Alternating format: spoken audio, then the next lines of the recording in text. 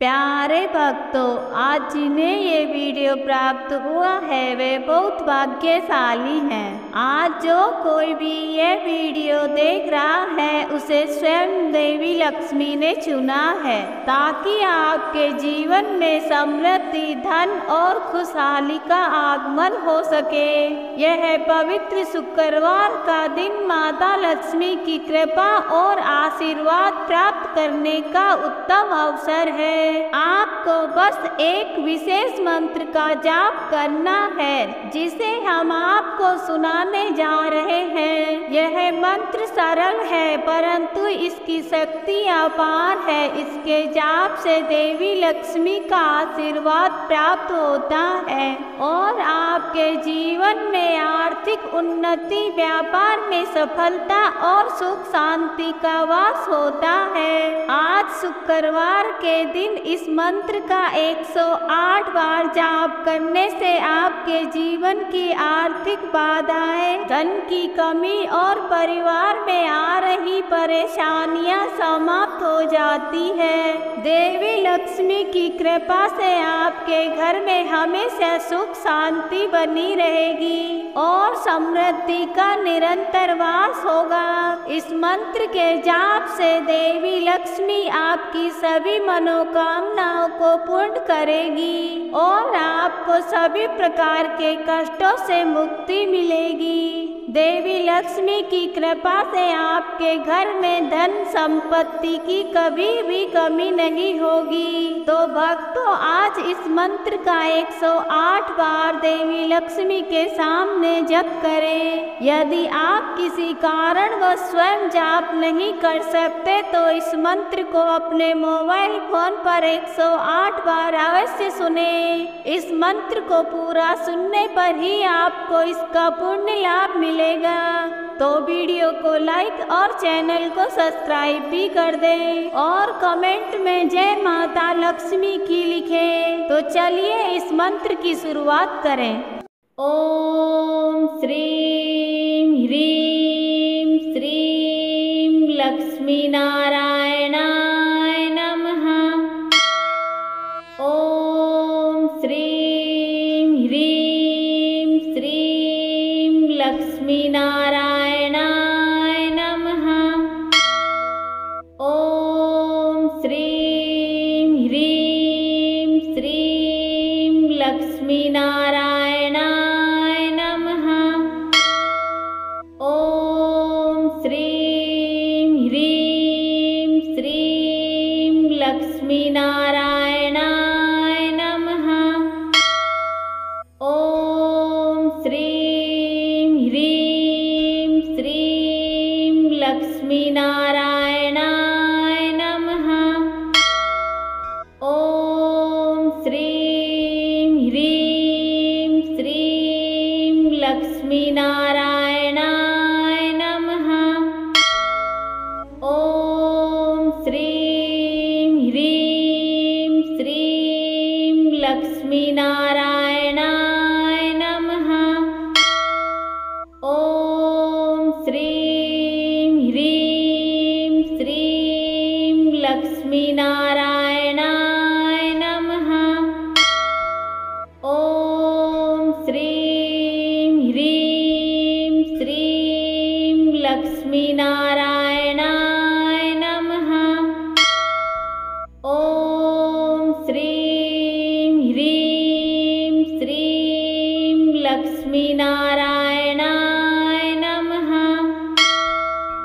ओम श्रीं ह्रीं श्रीं लक्ष्मी नारायणाय नमः।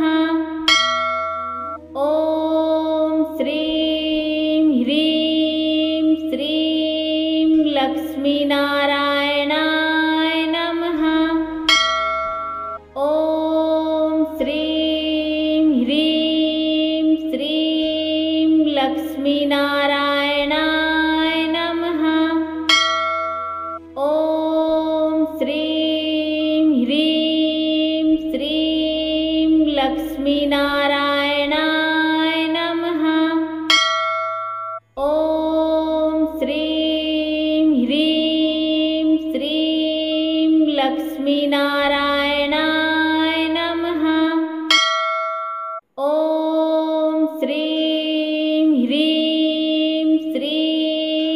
लक्ष्मीनारायणाय नमः।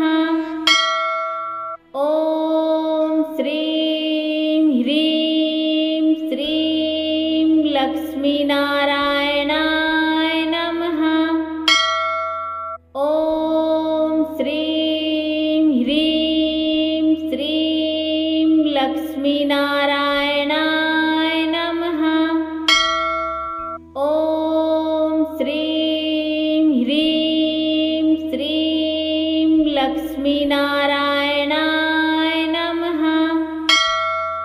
ॐ श्रीं ह्रीं श्रीं लक्ष्मीनारायणाय नमः।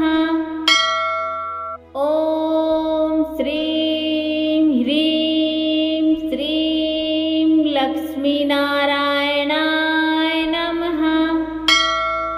ॐ श्रीं ह्रीं श्रीं लक्ष्मीनारायणाय नमः।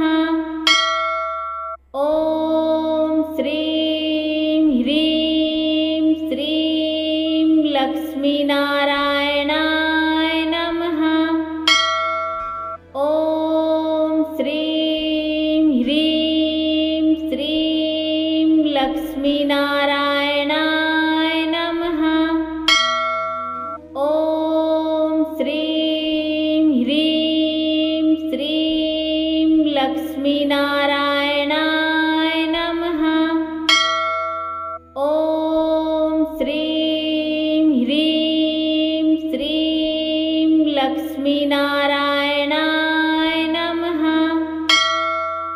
ॐ श्रीं ह्रीं श्रीं लक्ष्मीनारायणाय नमः। ॐ श्रीं ह्रीं श्रीं लक्ष्मीनारायणाय नमः। ॐ श्रीं ह्रीं श्रीं लक्ष्मीनारायणाय नमः। ॐ श्रीं ह्रीं श्रीं लक्ष्मीनारायणाय नमः। ॐ श्रीं ह्रीं श्रीं लक्ष्मीनारायणाय नमः।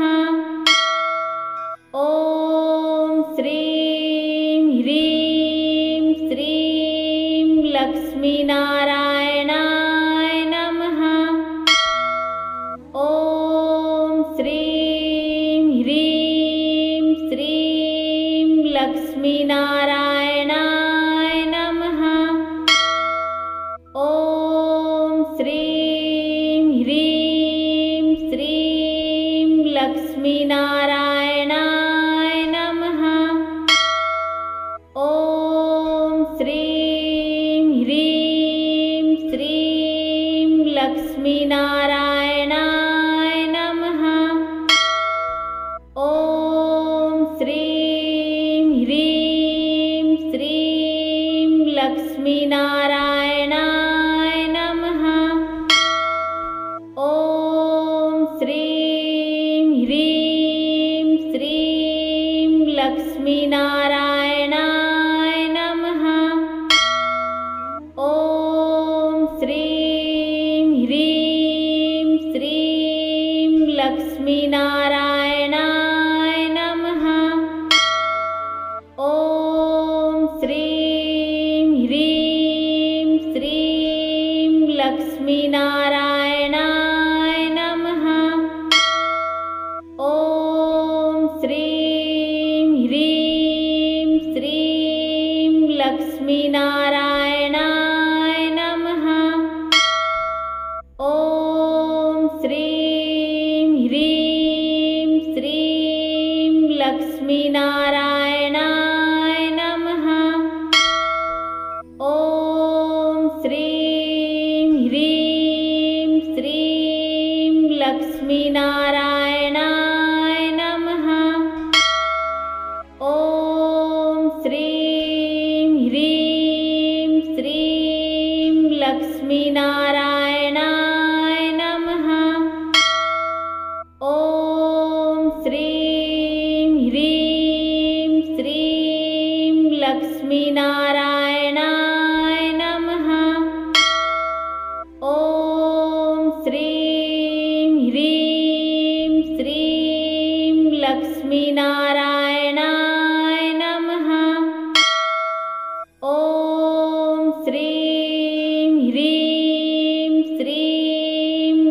लक्ष्मीनारायणाय नमः। ॐ श्रीं ह्रीं श्रीं लक्ष्मीनारायणाय नमः। ॐ श्रीं ह्रीं श्रीं लक्ष्मीनारायणाय नमः। ॐ श्रीं ह्रीं श्रीं लक्ष्मीनारायणाय नमः। ॐ श्रीं ह्रीं श्रीं लक्ष्मीनारायणाय नमः। ॐ श्रीं ह्रीं श्रीं लक्ष्मीनारायणाय नमः। ॐ श्रीं ह्रीं श्रीं लक्ष्मीनारायणाय नमः। ॐ श्रीं ह्रीं श्रीं लक्ष्मीनारायणाय नमः। ॐ श्रीं ह्रीं श्रीं लक्ष्मीनारायणाय नमः। ॐ श्रीं ह्रीं श्रीं लक्ष्मीनारायणाय नमः। ॐ श्रीं ह्रीं श्रीं लक्ष्मीनारायणाय नमः। ॐ श्रीं ह्रीं श्रीं लक्ष्मीनारायणाय नमः। ॐ श्रीं ह्रीं श्रीं लक्ष्मीनारायणाय नमः। ॐ श्रीं ह्रीं श्रीं लक्ष्मीनारायणाय नमः। ॐ श्रीं ह्रीं श्रीं लक्ष्मीनारायणाय नमः। ॐ श्रीं ह्रीं श्रीं लक्ष्मीनारायणाय नमः। ॐ श्रीं ह्रीं श्रीं लक्ष्मीनारायणाय नमः। ॐ श्रीं ह्रीं श्रीं लक्ष्मीनारायणाय नमः। ॐ श्रीं ह्रीं श्रीं लक्ष्मीनारायणाय नमः। ॐ श्रीं ह्रीं श्रीं लक्ष्मीनारायणाय नमः। ॐ श्रीं ह्रीं श्रीं लक्ष्मीनारायणाय नमः। ॐ श्रीं ह्रीं श्रीं लक्ष्मीनारायणाय नमः। ॐ श्रीं ह्रीं श्रीं लक्ष्मीनारायणाय नमः। ॐ श्रीं ह्रीं श्रीं लक्ष्मीनारायणाय नमः। ॐ श्रीं ह्रीं श्रीं लक्ष्मीनारायणाय नमः।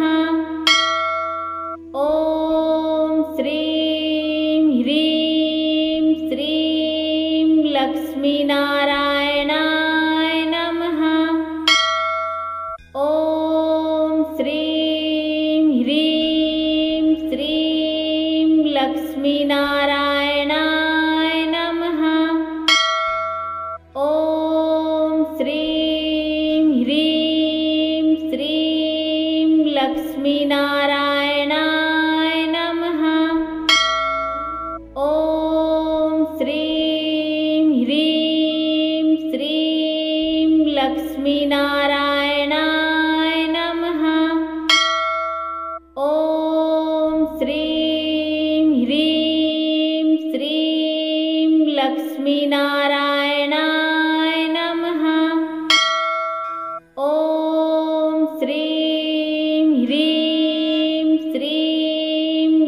लक्ष्मीनारायणाय नमः।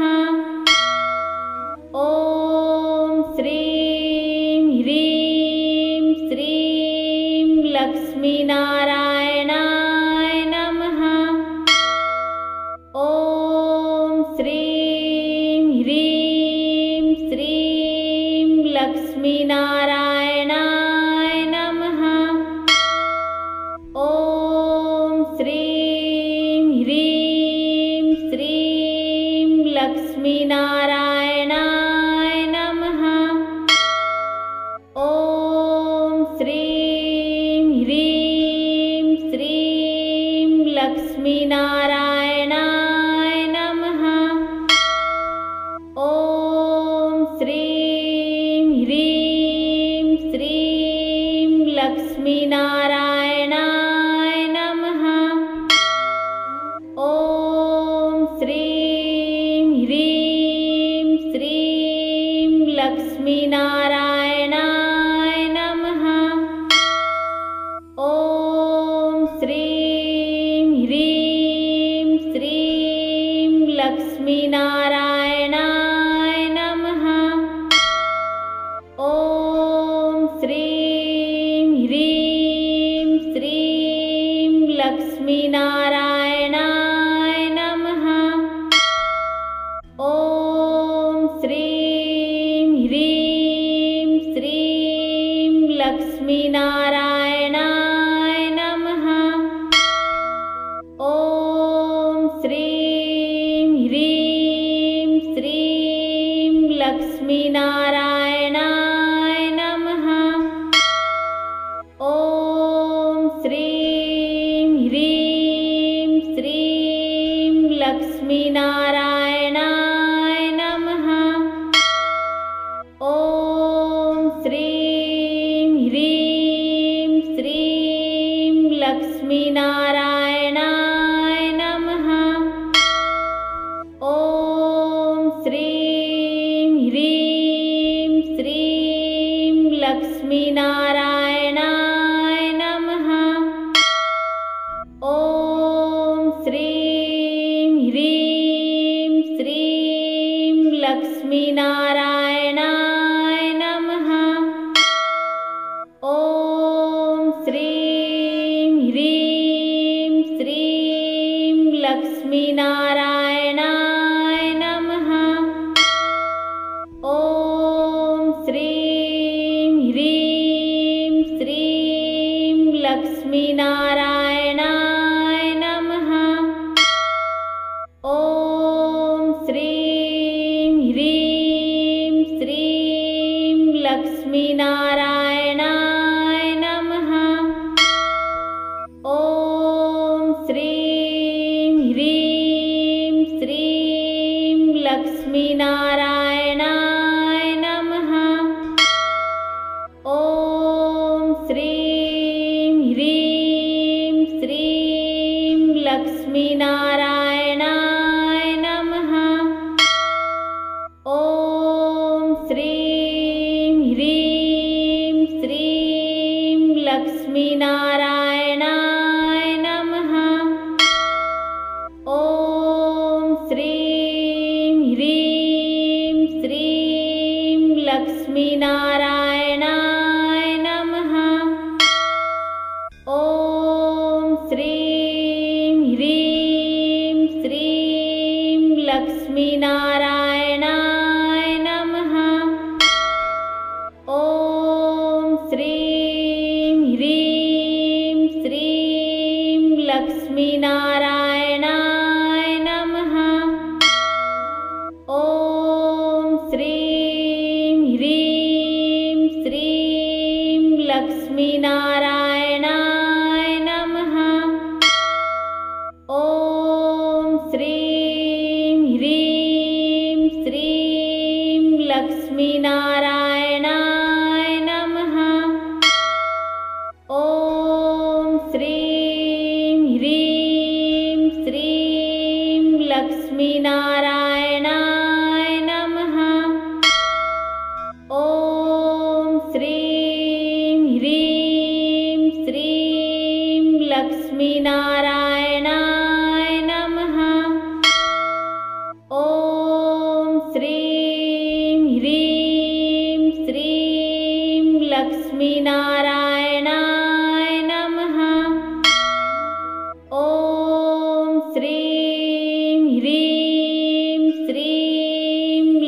लक्ष्मीनारायणाय नमः।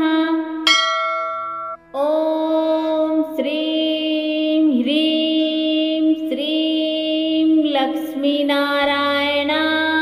नमः।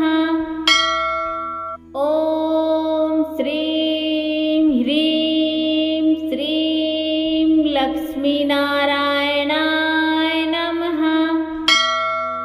ॐ श्रीं ह्रीं श्रीं लक्ष्मीनारायणाय नमः।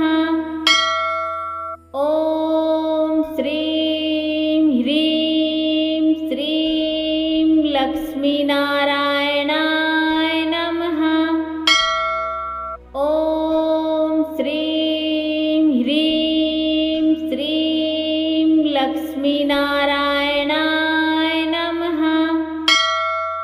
ॐ श्रीं ह्रीं श्रीं लक्ष्मीनारायणाय नमः। ॐ श्रीं ह्रीं श्रीं लक्ष्मीनारायणाय नमः। ॐ श्रीं ह्रीं श्रीं लक्ष्मीनारायणाय नमः। ॐ श्रीं ह्रीं श्रीं लक्ष्मीनारायणाय नमः। ॐ श्रीं ह्रीं श्रीं लक्ष्मीनारायणाय नमः। ॐ श्रीं ह्रीं श्रीं लक्ष्मीनारायणाय नमः। ॐ श्रीं ह्रीं श्रीं लक्ष्मीनारायणाय नमः। ॐ श्रीं ह्रीं श्रीं लक्ष्मीनारायणाय नमः। ॐ श्रीं ह्रीं श्रीं लक्ष्मीनारायणाय नमः। ॐ श्रीं ह्रीं श्रीं लक्ष्मीनारायणाय नमः। ॐ श्रीं ह्रीं श्रीं लक्ष्मीनारायणाय नमः। ॐ श्रीं ह्रीं श्रीं लक्ष्मीनारायणाय नमः। ॐ श्रीं ह्रीं श्रीं लक्ष्मीनारायणाय नमः। ॐ श्रीं ह्रीं श्रीं लक्ष्मीनारायणाय नमः। ॐ श्रीं ह्रीं श्रीं लक्ष्मीनारायणाय नमः। ॐ श्रीं ह्रीं श्रीं लक्ष्मीनारायणाय नमः। ॐ श्रीं ह्रीं श्रीं लक्ष्मीनारायणाय नमः। ॐ श्रीं ह्रीं श्रीं लक्ष्मीनारायणाय नमः। ॐ श्रीं ह्रीं श्रीं लक्ष्मीनारायणाय नमः। ॐ श्रीं ह्रीं श्रीं लक्ष्मीनारायणाय नमः। ॐ श्रीं ह्रीं श्रीं लक्ष्मीनारायणाय नमः। ॐ श्रीं ह्रीं श्रीं लक्ष्मीनारायणाय नमः।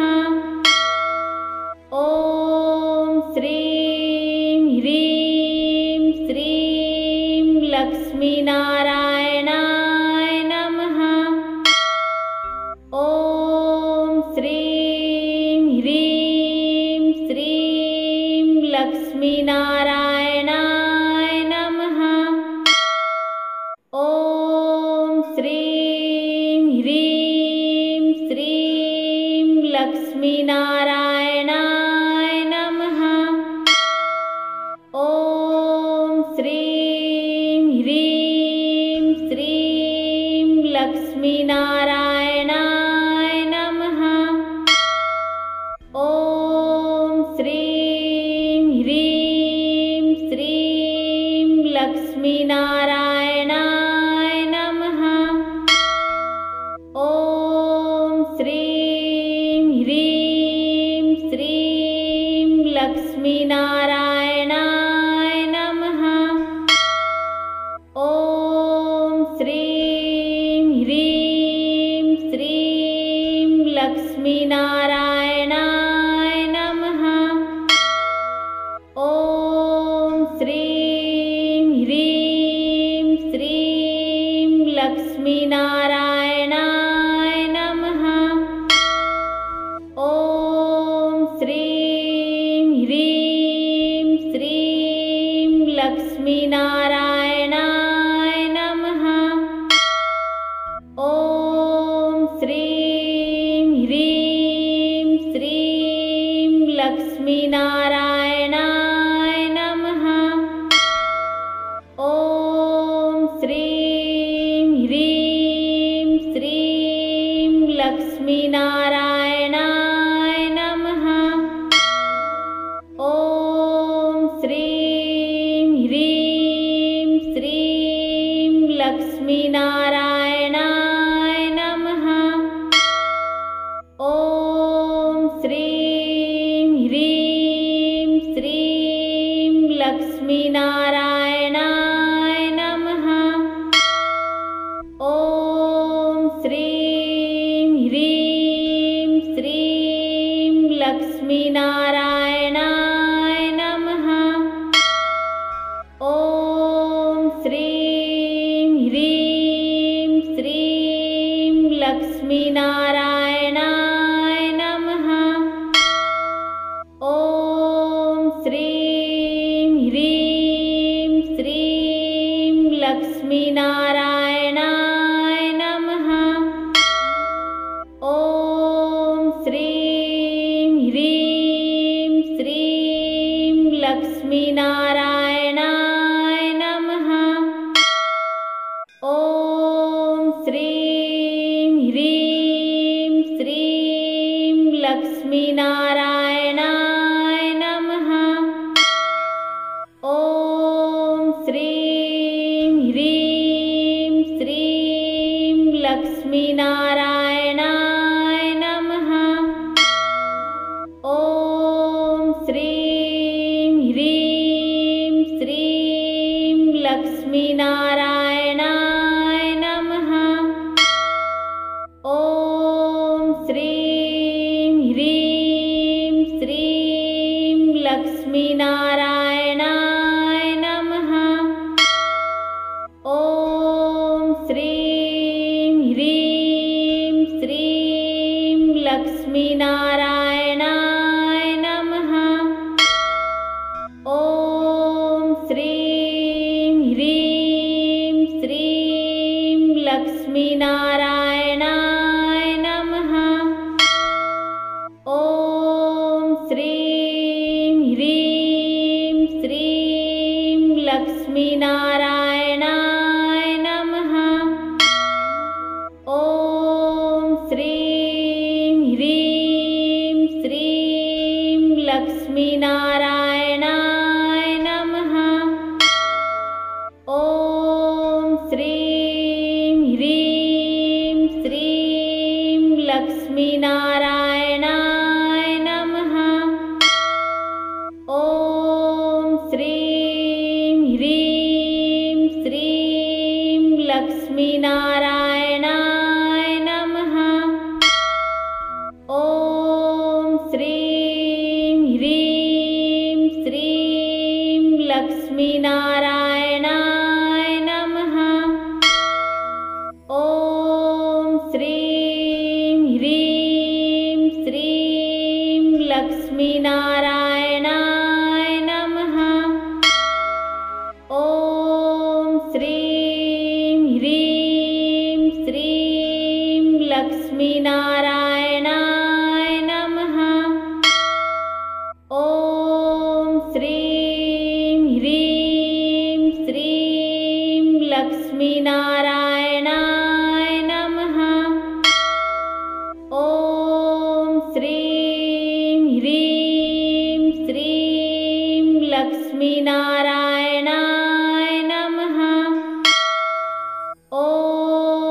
श्रीं ह्रीं श्रीं लक्ष्मीनारायणाय नमः। ॐ श्रीं ह्रीं श्रीं लक्ष्मीनारायणाय नमः। ॐ श्रीं ह्रीं श्रीं लक्ष्मीनारायणाय नमः। ॐ श्रीं ह्रीं श्रीं लक्ष्मीनारायणाय नमः। ॐ श्रीं ह्रीं श्रीं लक्ष्मीनारायणाय नमः। ॐ श्रीं ह्रीं श्रीं लक्ष्मीनारायणाय नमः। ॐ श्रीं ह्रीं श्रीं लक्ष्मीनारायणाय नमः। ॐ श्रीं ह्रीं श्रीं लक्ष्मीनारायणाय नमः। ॐ श्रीं ह्रीं श्रीं लक्ष्मीनारायणाय नमः। ॐ श्रीं ह्रीं श्रीं लक्ष्मीनारायणाय नमः। ॐ श्रीं ह्रीं श्रीं लक्ष्मीनारायणाय नमः। ॐ श्रीं ह्रीं श्रीं लक्ष्मीनारायणाय नमः। ॐ श्रीं ह्रीं श्रीं लक्ष्मीनारायणाय नमः। ॐ श्रीं ह्रीं श्रीं लक्ष्मीनारायणाय नमः। ॐ श्रीं ह्रीं श्रीं लक्ष्मीनारायणाय नमः। ॐ श्रीं ह्रीं श्रीं लक्ष्मीनारायणाय नमः। ॐ श्रीं ह्रीं श्रीं लक्ष्मीनारायणाय